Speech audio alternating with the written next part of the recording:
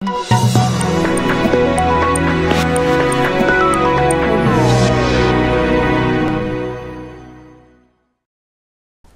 आप देख रहे हैं आपका अपना चैनल भिवानी हलचल और खबरों के संग में मैं हूं मनोज कुमार। आइए सबसे पहले डालते हैं एक नजर आज की हेडलाइंस पर।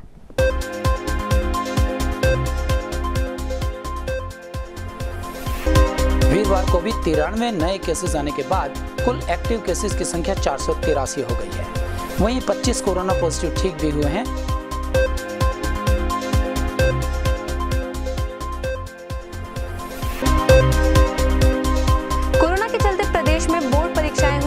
हरियाणा बोर्ड की 10वीं की परीक्षाएं हुई रद्द तो 12वीं की हुई स्थगित।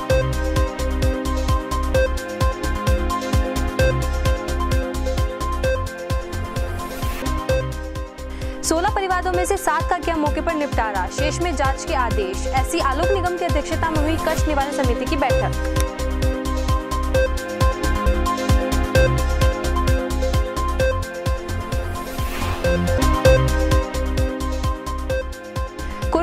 के चलते पूर्व सैनिक कैंटीन के नियमों में हुआ बदलाव।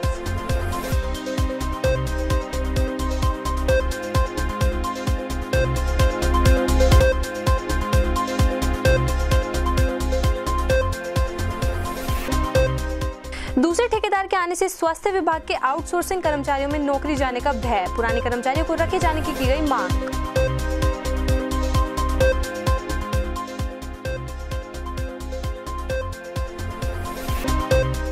लॉकडाउन के भय से प्रवासी मजदूर कर रहे हैं पलायन, नगर विधायक ने किया दावा नहीं लगेगा लॉकडाउन।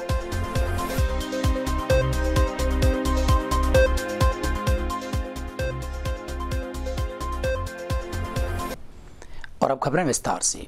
कोरोना के बढ़ते हुए कदम रुकने का नाम नहीं ले रहे हैं। वीरवार को भी 93 नए केसेस आने के बाद कुल एक्टिव केसेस की संख्या 483 हो गई है। वहीं 25 कोरोना पॉजिटिव ठीक भी हुए हैं।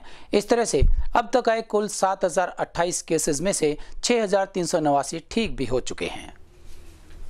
कोरोना के बढ़ते हुए संक्रमण को देखते हुए हरियाणा विद्यालय शिक्षा बोर्ड ने जहां 10वीं की परीक्षाएं रद्द कर दी हैं, वहीं 12वीं की परीक्षाएं स्थगित कर दी गई हैं। शिक्षा बोर्ड अधिकारियों का कहना था कि कोरोना के बढ़ते हुए मामलों को लेकर शिक्षा मंत्री द्वारा यह फैसला लिया गया है। कोरोना के बढ़ते मामलों के चलते सीबीएसई के बाद हरियाणा विद्यालय शिक्षा बोर्ड ने भी परीक्षाओं को लेकर बड़ा फैसला लिया है। हरियाणा बोर्ड ने 10वीं की परीक्षाएं रद्द कर दी हैं, जबकि 12वीं की परीक्षा को स्थगित कर दिया गया है। आपको बता दें कि हरियाणा विद्यालय शिक्षा बोर्ड की 10वीं की परीक्षा 22 अप्रैल से तो 12वीं की परीक्षा 20 अप्रैल से शुरू होनी थी, लेकिन अब हालात की समीक्षा करने के बाद ही 12वीं की परीक्षा की नई तिथियों पर फैसला होगा। वहीं इस बारे में जानकारी देते हुए हरियाणा विद्यालय शिक्षा बोर्ड के चेयरमैन डॉक्टर जगबीर सिंह ने बताया कि शिक्षा मंत्री कंवरपाल गुर्जर ने कोरोना के बढ़ते मामलों को देखते हुए हरियाणा बोर्ड की 10वीं की परीक्षाएं रद्द करने व 12वीं की परीक्षाएं स्थगित करने के आदेश दिए हैं। उन्होंने बताया कि इन परीक्षाओं के स्थगित होने के कारण 6,67,234 परीक्षार्थी प्रभावित होंगे, जिसमें 10वीं के करीब 3.5 लाख, 12वीं के 2.5 लाख तथा 65,000 के करीब ओपन के विद्यार्थी हैं।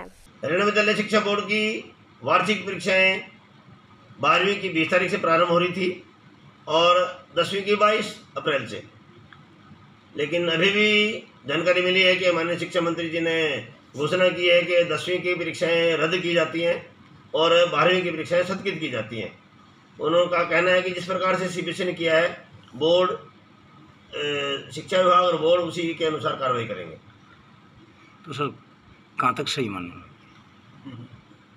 बच्चों के हित के लिए जो सरकार ने निर्णय लिया है तो उसको सही मानना चाहिए हमें, क्योंकि पहले बच्चे का हित है। 9th और 11th तो जान है। 9th और 11th के कर दिए गए सर। हाँ, 9वीं और 11वीं की जो परीक्षा चल रही है वो 17 तारीख को अंतिम परीक्षा है। लगभग इस बार 3.5 लाख विद्यार्थियों ने 10वीं परीक्षा देनी थी और 2.5 लाख विद्यार्थियों ने 12वीं परीक्षा देनी थी, और इसके अंदाजा ही 60-65 हज़ार ओपन स्कूल या सीटीपी के सिस्टम के अंतर्गत विद्यार्थियों ने परीक्षा देनी थी। कुल मिलाकर 6,67,234 विद्यार्थियों ने ये परीक्षा देनी थी। वीरवार को स्थानीय पंचायत भवन में जिला लोक संपर्क एवं कष्ट निवारण समिति की बैठक का आयोजन किया गया।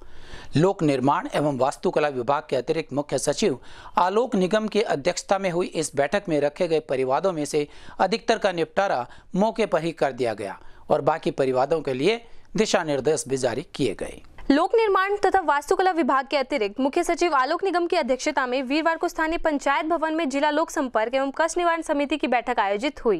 बैठक में कुल 16 परिवाद रखे गए, जिसमें एससी श्री निगम ने 7 परिवादों का मौके पर ही निपटारा किया और शेष परिवादों में जांच के लिए जरूरी निर्देश दिए। वहीं कष्ट निवारण समिति की बैठक में रखे गए विभिन्न 16 परिवादों पर सुनवाई करते हुए अतिरिक्त मुख्य सचिव श्री निगम ने बताया, पीड़ितों को आर्थिक सहायता मुहैया करवाने, उचित न्याय दिलाने, पुलिस जाँच करने, सेक्टरों में पेयजल व सीवरेज समस्या के समाधान करने तथा आधारभूत आवश्यकताओं को जल्द से जल्द लोगों तक पहुंचाने की बात करी। की हमारी मीटिंग थी जिला स्तर की और इसमें हमारे एससी आलोक निगम जी ने चेयरमैन के रूप में काम किया और जिस प्रकार की जो बातें सब लोगों ने कही है वे ध्यान से सुनी और करीब 16 परिवार थे।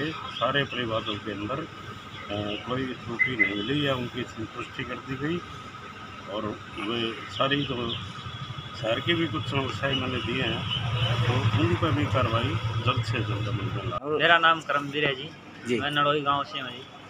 मैंने HDFC बैंक में 3,10,000 रुपये जमा करवाए थे।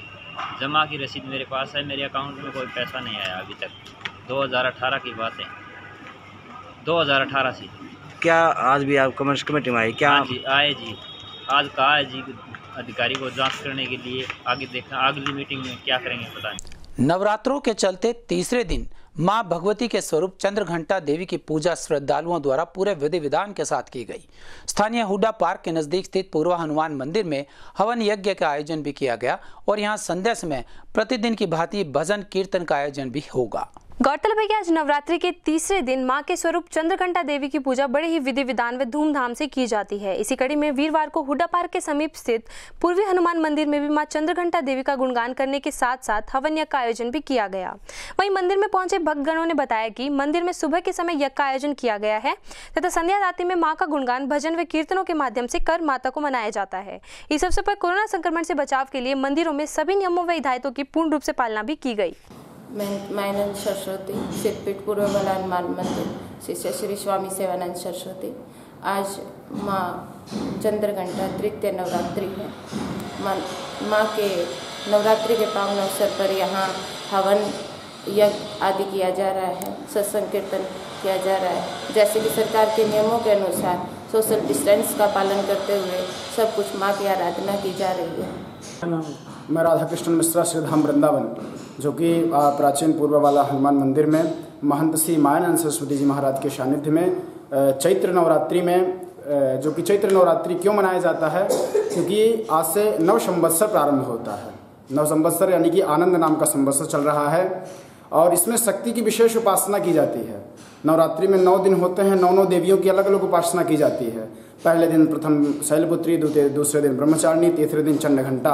आज माँ चंद्रघंटा का दिवस है। चंद्रघंटा माँ का आज पूजन होता है। महाराज जी के आज्ञा अनुसार महाराज जी के सानिध्य में विगत 2 दिनों से यज्ञ प्रतिवर्ष होता है। इस वर्ष भी, हालांकि इस वर्ष डिस्टेंसिंग के साथ हो रहा है, क्योंकि सरकार का जो नियम है, जो सरकार ने जो नियम बनाया है लॉकडाउन आदि की, विशेष परहेज किया जा रहा है।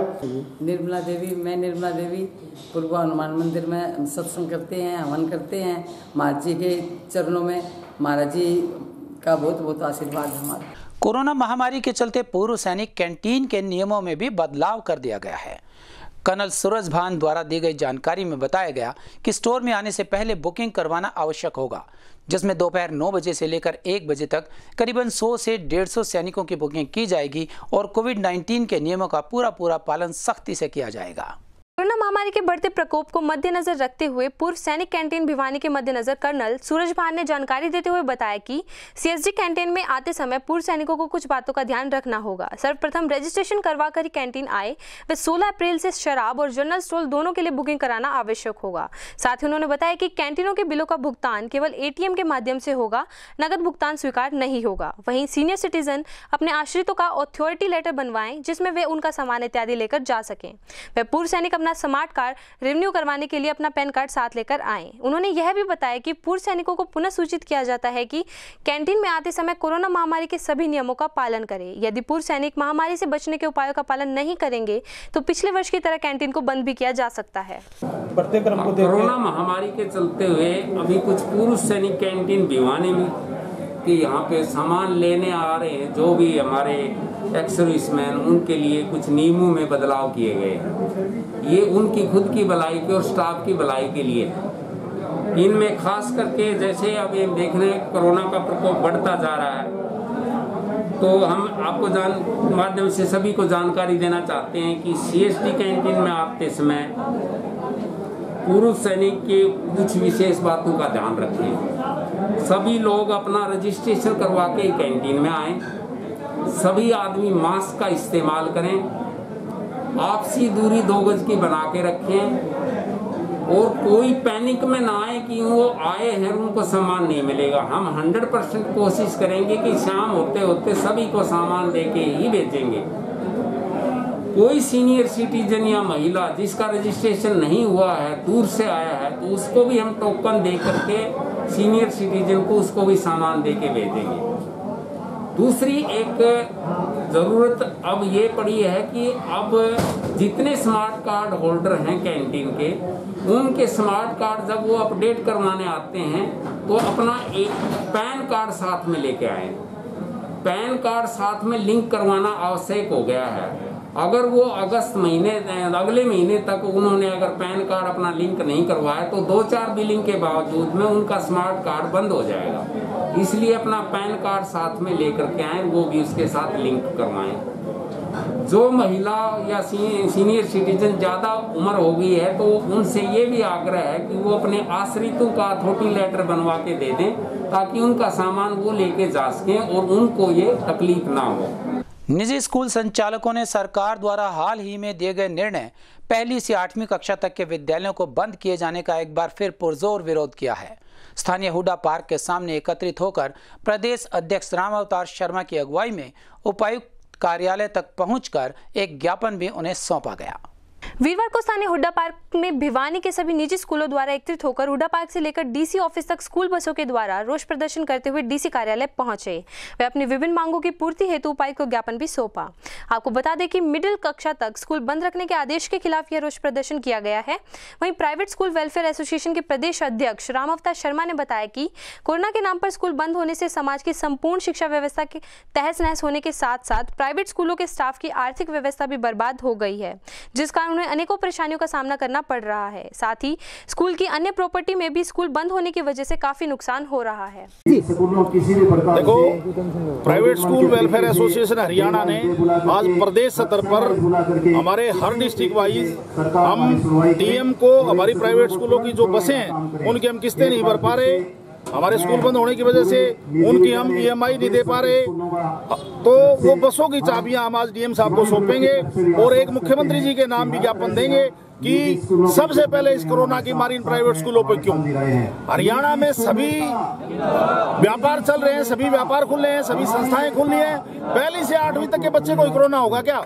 एक तरफ तो सरकार रैलियां कर रही है, आज भी भिवानी में ग्रीवेंसेस की मीटिंग चल रही है, भीड़ भाड़ तो वहां भी है। तो सबसे पहले सरकार अपने कार्यक्रमों को कैंसिल करे, उनको खत्म करे। बाकी प्राइवेट स्कूलों की तरफ हमेशा से ये है कि पहले प्राइवेट स्कूल का नंबर आता है कि जब भी कोरोना का कोई मामला आता है तो प्राइवेट स्कूलों को बंद किया जाता है। हम इसकी निंदा करते हैं और सरकार से आग्रह करते हैं कि इन प्राइवेट स्कूलों को अगर जीवित रखना है, हरियाणा की एजुकेशन को जीवित रखना है, अगर बच्चे को पढ़ाना है तो इन प्राइवेट स्कूलों को खोलना होगा। आउटसोर्सिंग के तहत लगे हुए स्वास्थ्य कर्मियों ने नौकरी जाने का भय लगातार बना हुआ है। गौरतलब है कि अप्रैल माह से नया टेंडर शुरू हो गया है और ठेकेदार द्वारा नए कर्मचारियों की भर्ती किए जाने को लेकर उन्हें नौकरी से हटाया जा सकता है। उन्होंने मांग की है कि पुराने कर्मचारियों को न हटाया जाए क्योंकि उन्हें अपने अपने कार्य का पूरा अनुभव है। गौरतलब है कि 1 अप्रैल से शुरू हुए नए टेंडर के चलते ठेकेदार को बदला गया था, जिससे आउटसोर्सिंग के तहत लगे स्वास्थ्य कर्मियों में नौकरी जाने का भय बना हुआ है। इसी को लेकर आज CHC स्वास्थ्य कर्मचारी स्थानीय चौधरी बंसी सामान्य अस्पताल में पार्क में एकत्रित हुए वे अपनी मांगों को लेकर प्रदर्शन किया। वहीं प्रदर्शन कर रहे कर्मचारियों का कहना है कि 1 अप्रैल से नया टेंडर शुरू हो गया है, जिसका ठेकेदार बदला गया था और वह उनकी जगह पर नए कर्मी भर्ती करेगा। इसलिए उन्होंने मांग करते हुए कहा है कि पुराने स्वास्थ्य कर्मियों को न हटाया जाए। साथ ही उन्होंने यह भी कहा कि अगर सरकार उनकी मांगों को नहीं मानती है तो प्रदेश स्तर पर बड़ा आंदोलन होगा। मांग है जी, ठेकेदार ने जो ठेका लिया है अब तक कोई मेल नहीं भेजी है। कर्मचारियों में रोष बना हुआ है कि अटेंडेंस लग नहीं रही रजिस्टर में। लोग साहब कह रहे हैं तुम आते रहो लेकिन तुम्हारी अटेंडेंस नहीं लगेगी। अटेंडेंस नहीं लगेगी तो ये भाई बाहर से आते हैं, किराया लगा के आते हैं, गरीब आदमी हर रोज़ कहाँ से इतना इतना पैसा लेके आए, और जब अटेंडेंस ही नहीं लगेगी तो सैलरी कहाँ से आएगी। और हमने तो 2-3 बार ज्ञापन दे दिया CMO मैडम को भी, ADC को भी, लेकिन हमारी कोई सुनवाई हो नहीं रही और हमारी मेल आ ही नहीं रही। मदनलाल कौशिक, विभाग प्रमुख एवं प्रदेश कार्य समिति का मेंबर। अधिकारियों को ये मेल नहीं की कि भी हाजिर लगाई जाएगी नहीं लगाई जाएगी, इस बात को लेकर के कर्मचारियों में काफ़ी रोष और भय का वातावरण बना हुआ है। हमने 30 मार्च को प्रदर्शन करके यहाँ के CMO साहिबा को ज्ञापन दे दिया था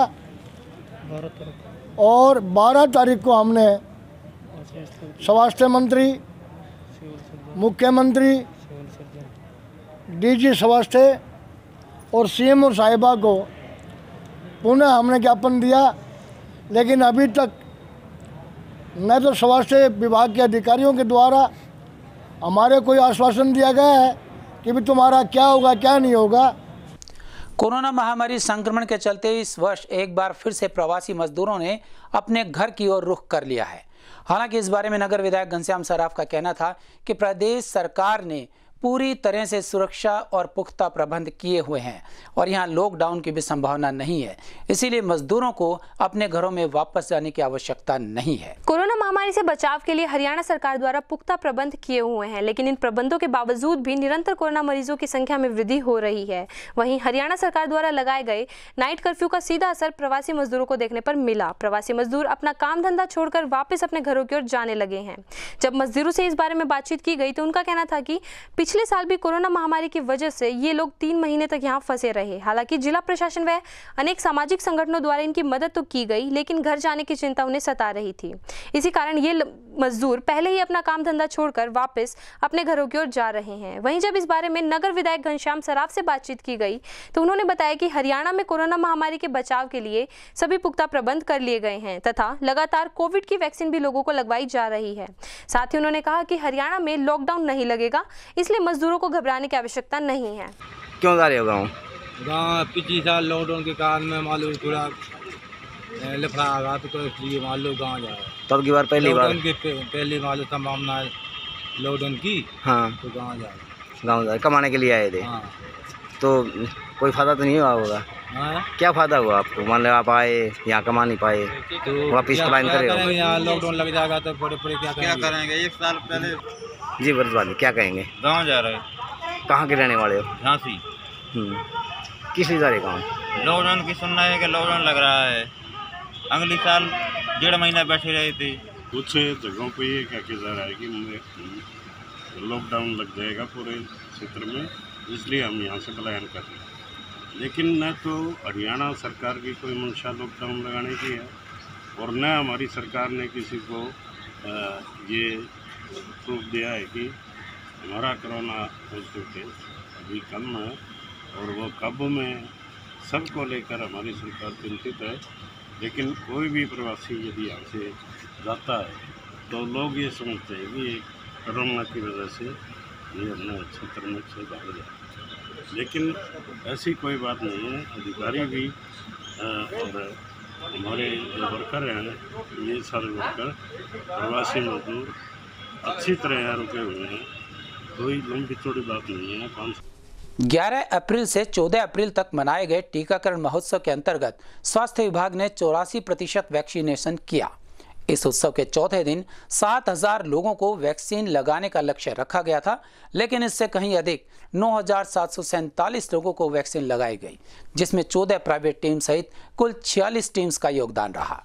भिवानी जिले में कोरोना संक्रमण के बचाव के लिए वैक्सीनेशन उत्सव के चौथे दिन 7000 लोगों को वैक्सीन लगाए जाने का लक्ष्य था, जिसे जिला स्वास्थ्य द्वारा पूरा करके लक्ष्य से भी ज्यादा 9747 व्यक्तियों को वैक्सीन लगवाई।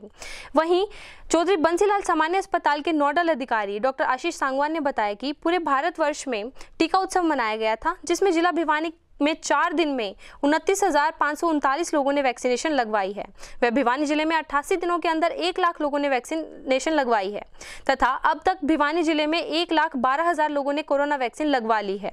आपको बता दें कि भिवानी में 3 लाख लोगों को वैक्सीन लगाने का लक्ष्य रखा गया है, जिसे जल्द ही पूरा कर लिया जाएगा। 11 से 14 अप्रैल तक पूरे भारतवर्ष में एक टीका उत्सव बनाया गया था, जिसमें डिस्ट्रिक्ट भिवानी के अंदर 4 दिन का अगर हम डाटा मान के चलें तो 29,539 बेनिफिशरीज़ को हमने वैक्सीन लगाई है और हमने डिस्ट्रिक्ट भिवानी के अंदर 1 लाख का आंकड़ा अभी 88 दिन के अंदर अंदर पूरा कर दिया है। टोटल अगर मैं बताना चाहूँगा तो इसमें 1,12,000 डोजेज़ के करीब हम बेनिफिशरीज़ को दे चुके हैं। वैक्सीन पर्याप्त मात्रा में है हमारे पास और हमारा लक्ष्य है जो हमारी 3 लाख की जो टारगेट बेनिफिशरीज़ हैं उनको जल्द से जल्द कवर करने का हमारा लक्ष्य रहेगा। हम छुट्टी वाले दिन भी हम 30 तारीख तक हम वैक्सीन लगाने का कार्य शुरू रखेंगे।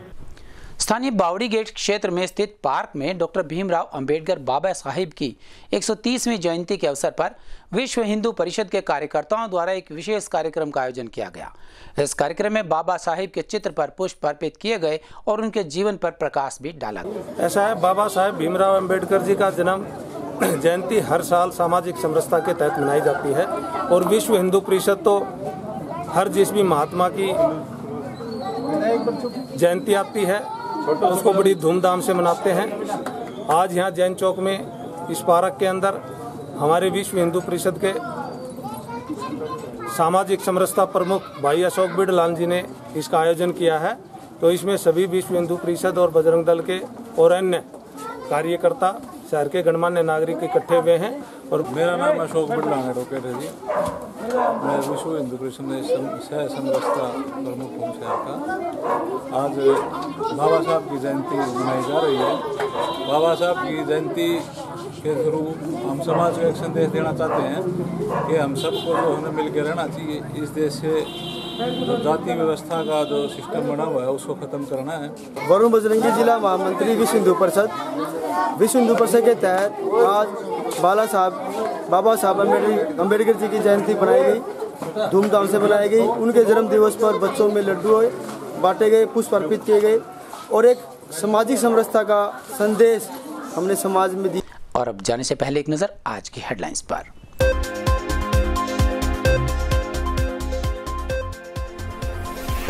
वीरवार को भी 93 नए केसेस आने के बाद कुल एक्टिव केसेस की संख्या 483 हो गई है।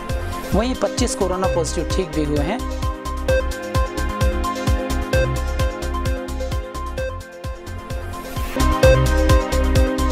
कोरोना के चलते प्रदेश में बोर्ड परीक्षाएं हुई रद्द। हरियाणा बोर्ड की 10वीं की परीक्षाएं हुई रद्द तो 12वीं की हुई स्थगित।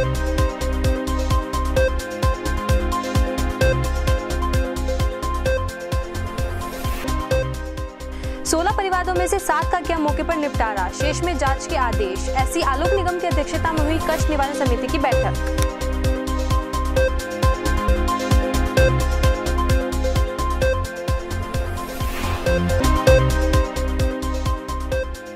कोरोना महामारी के चलते पूर्व सैनिक कैंटीन के नियमों में हुआ बदलाव।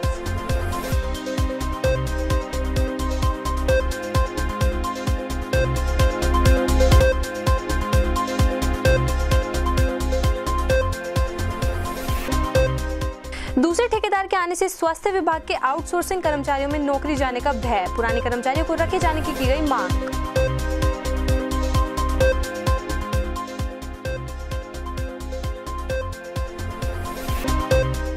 लॉकडाउन के भय से प्रवासी मजदूर कर रहे हैं पलायन, नगर विधायक ने किया दावा नहीं लगेगा लॉकडाउन।